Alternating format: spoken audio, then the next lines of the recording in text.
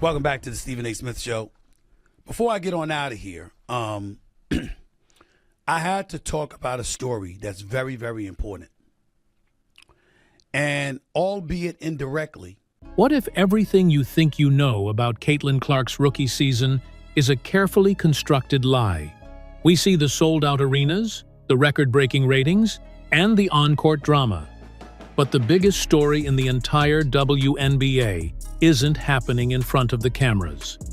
It's a story of a forced resignation, a bitter power struggle, and a massive cover-up designed to protect the league's new golden goose. And the most trusted voice in sports, Stephen A. Smith just accidentally confirmed the whole DMN thing.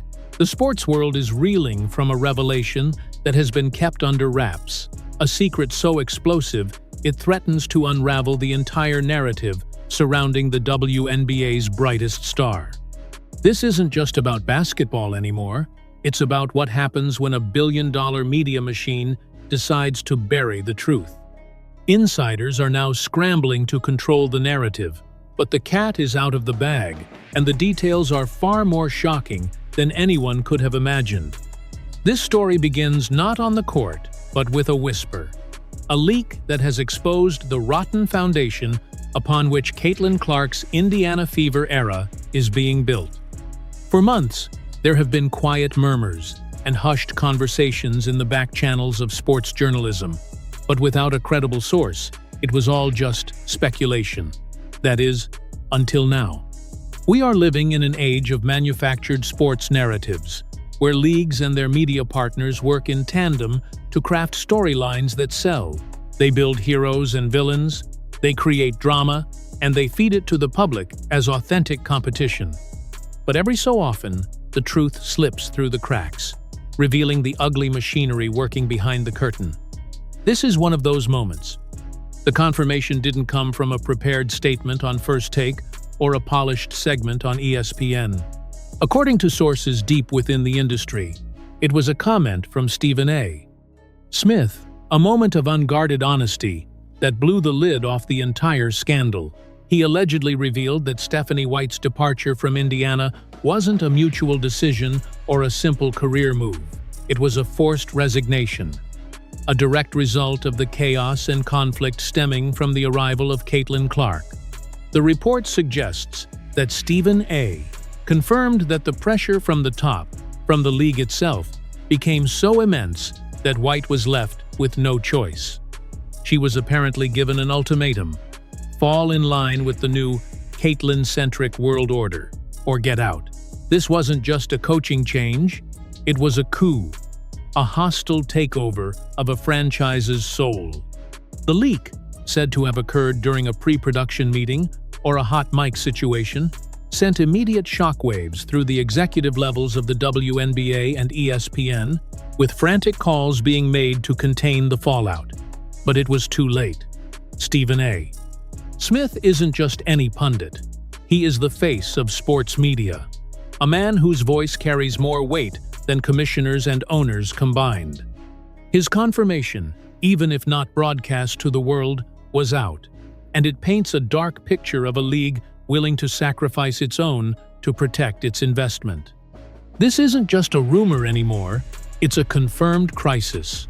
To understand the gravity of this, you have to understand who Stephanie White is. She isn't just some random coach. In Indiana, she's royalty.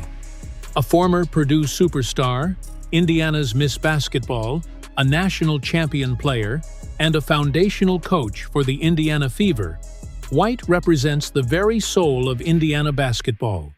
Her DNA is intertwined with the history of the sport in that state. Her coaching philosophy was always about toughness, team chemistry, and a system where no single player was bigger than the team itself. She came from the old school of hard-nosed, defense-first basketball, where you earned your stripes through grit and dedication, not through marketing deals.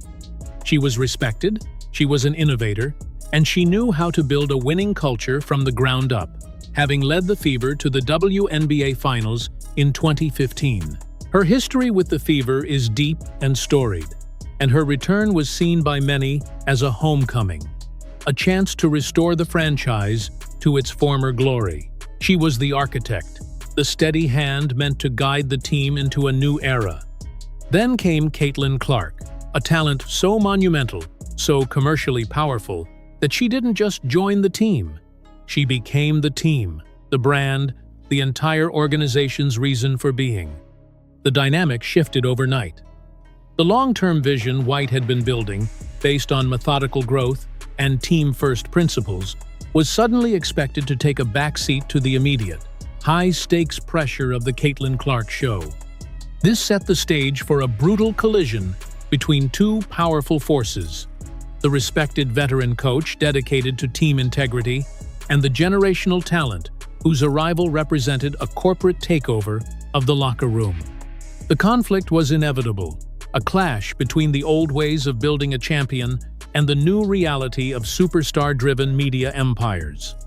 And what happened next would expose the dark underbelly of professional sports, revealing that in the modern WNBA, culture comes second to cash. The Caitlin Clark effect has been celebrated as the savior of the WNBA, and, in many ways, it is.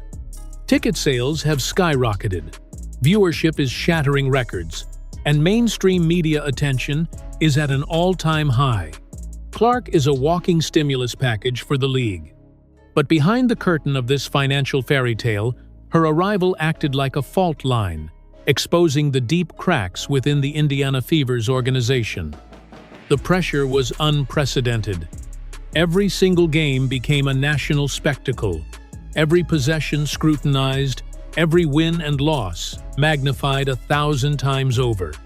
This intense environment created a schism within the organization.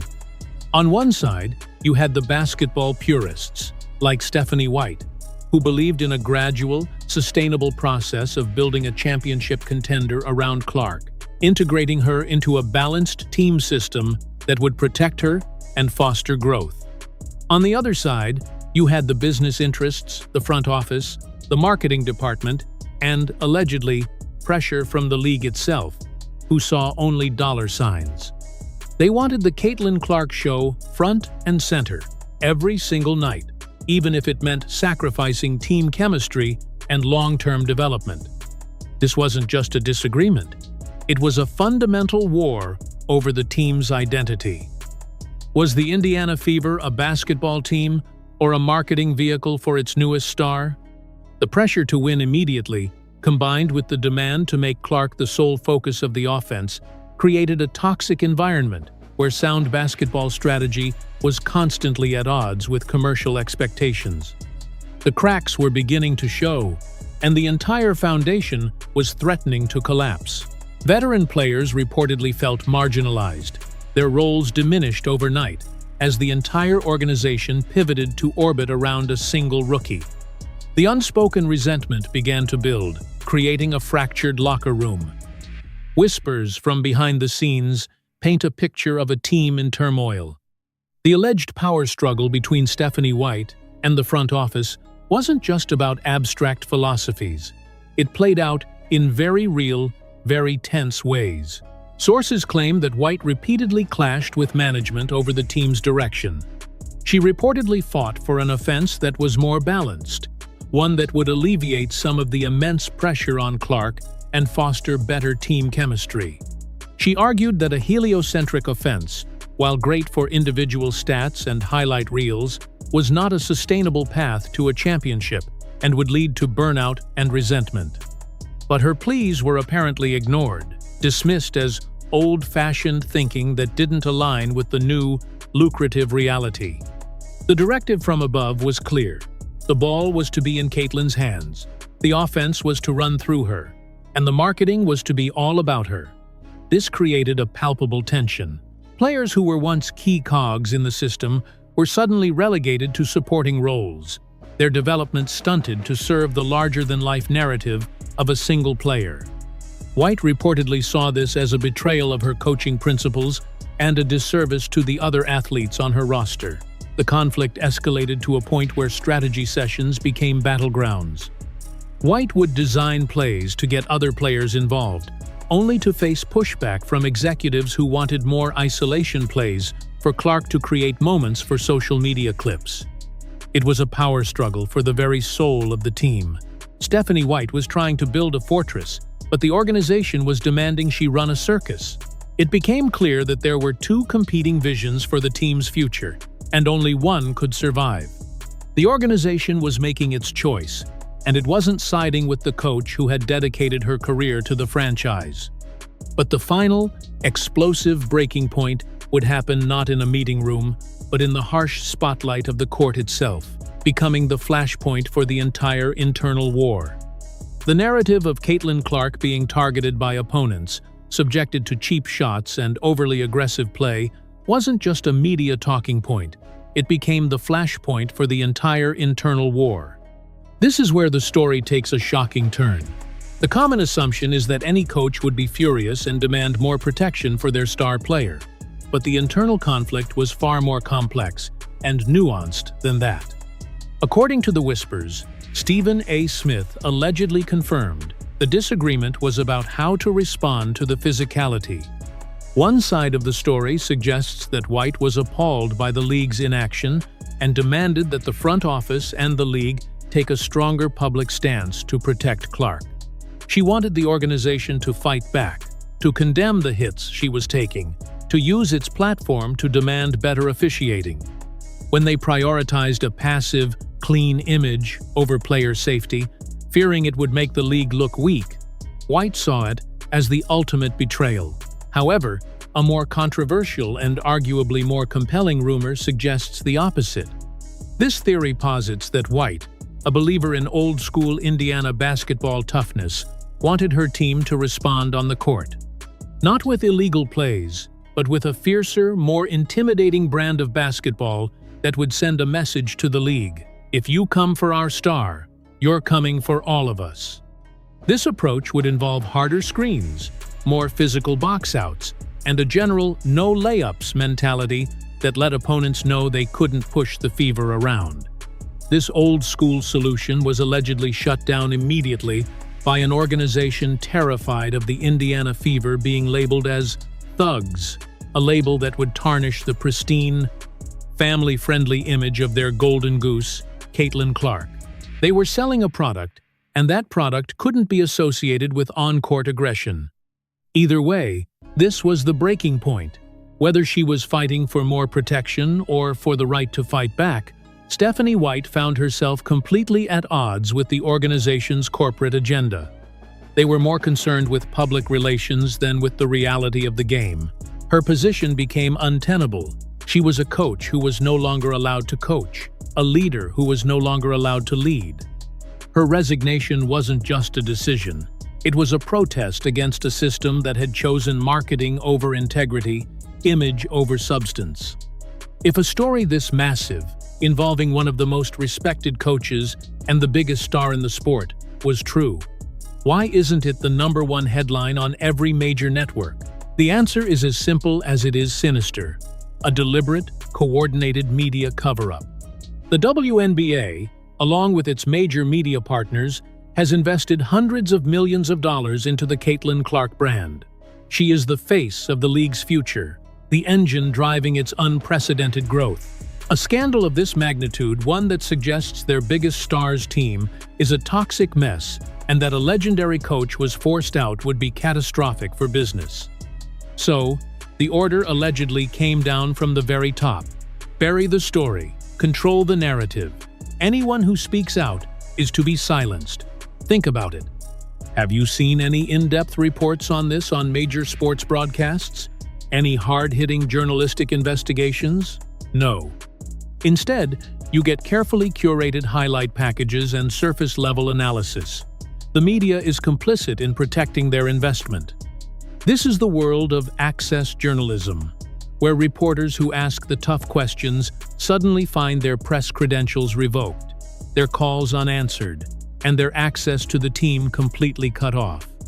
The league and its broadcast partners have a symbiotic relationship. It is not in the network's financial interest to damage the product they pay billions to air. They are not just reporting on the Caitlin Clark story. They are active participants in writing it. Stephen A. Smith's alleged leak is so explosive precisely because it breaks through this wall of silence. He is one of the few figures in sports media with enough power and influence to say something that can't be easily erased. The league and its partners are now in damage control mode, likely working behind the scenes to discredit the rumors and ensure the sanitized version of the story is the only one the public hears.